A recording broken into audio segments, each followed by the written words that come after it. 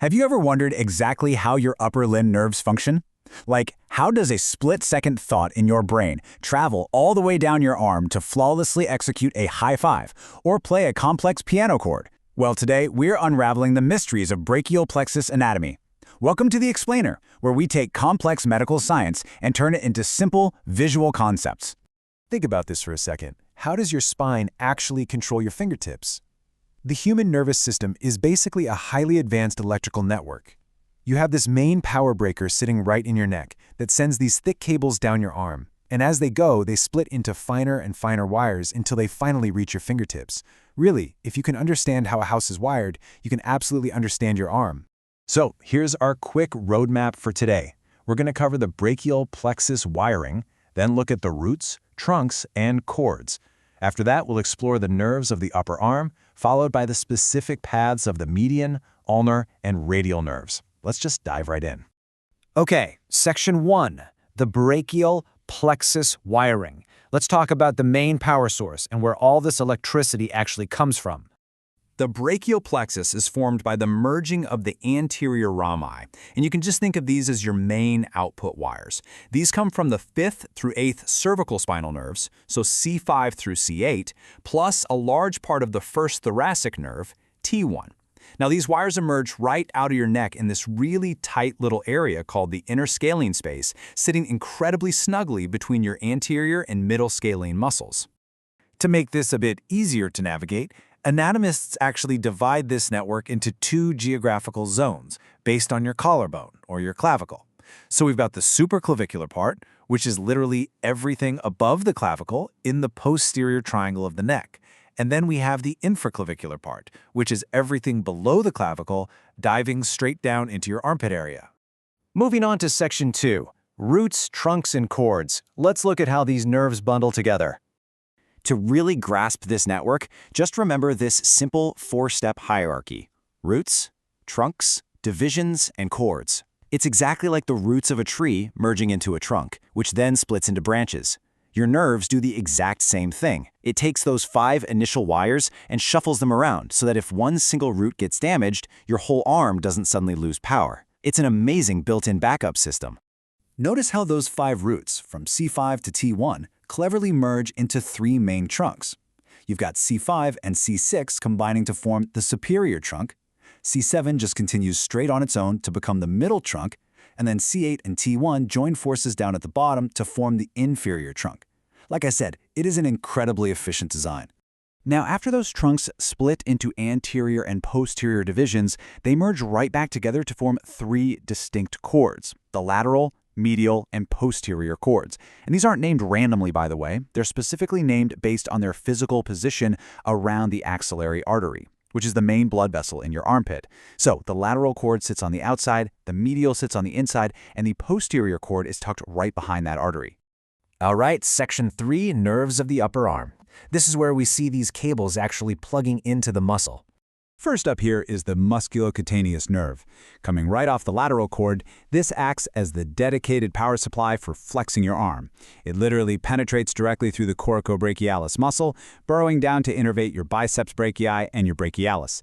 And once it's done powering those flexors, it keeps going to provide sensory feeling to the skin on the outside of your forearm. So it's totally doing double duty, giving you motor power and sensory feedback. Next, we have the axillary nerve, which pops right off the posterior cord. Take a look at how it tightly loops around the surgical neck of the humerus. That's your upper arm bone. This nerve exits the armpit to plug directly into your deltoid and teres minor muscles. So whenever you lift your arm out to the side or rotate your shoulder, you can thank the axillary nerve for delivering the exact electrical current needed to make that movement happen. Now for Section 4, the median nerve path. This one takes us right through the carpal tunnel. Here's where it gets really interesting, and it involves a condition I'm sure you've heard of. What wire runs right through your carpal tunnel? We hear about carpal tunnel syndrome all the time, right? Usually from people typing on computers all day or doing repetitive hand motions. The culprit behind all that numbness and tingling is a pinched nerve. But which one is it? It's the median nerve. Let's trace its journey. It's actually formed by roots from both the lateral and medial fascicles. It travels straight down the inside of your arm, crossing the cubital fossa right at your elbow. Notice how it travels directly down the absolute center of the forearm, which is exactly why it's called the median nerve, before heading straight into the palm of your hand. When it finally gets to the hand, its practical function is massive. The median nerve slips right through that carpal tunnel.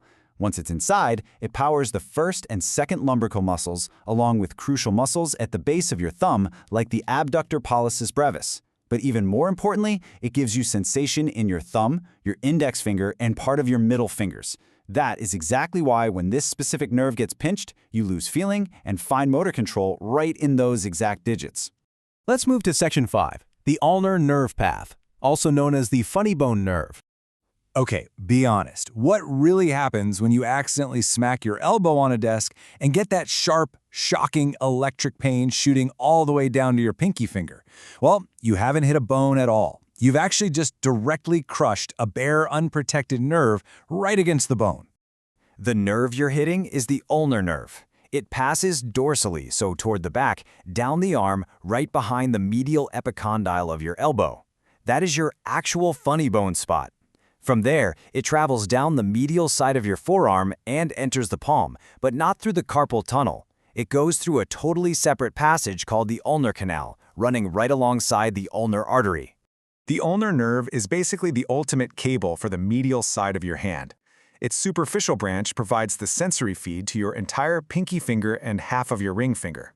Meanwhile, its deep branch acts as the master controller for the deep, fine motor muscles of the hand. We're talking about the palmar and dorsal interosseae and the muscles of the hypothenar eminence located right at the base of your pinky. So if the median nerve is all about the thumb, the ulnar nerve is all about the pinky and fine finger spreading. Finally, Section 6, the radial nerve path. This is your body's main extension wire. This is the radial nerve. It starts out kind of hidden behind the axillary artery and then elegantly wraps around the back of the humerus. After it crosses the elbow joint, notice how it splits into two very distinct paths, a superficial branch and a deep branch. It's just a beautifully organized division of labor. You can think of the radial nerve as your primary extension wire. On its way down the arm, it powers the triceps brachii and the anconeus, which allows you to straighten your elbow. Once it splits, the deep branch actually penetrates the supinator muscle to control the muscles on the back of your forearm, letting you extend your wrist and fingers. Meanwhile, the superficial branch travels all the way down to give you sensation on the dorsal part or the back of your hand. From the interscalene space in your neck all the way down to the tiny nerves powering your thumb and pinky, the brachial plexus is just an absolute marvel of biological engineering. So, which part of your body's wiring system surprised you the most today? Let us know. And hey, if you found this visual breakdown helpful and you want to continue mastering the complex systems of the human body, make sure to hit that subscribe button for more simple medical explainers. We'll see you in the next one.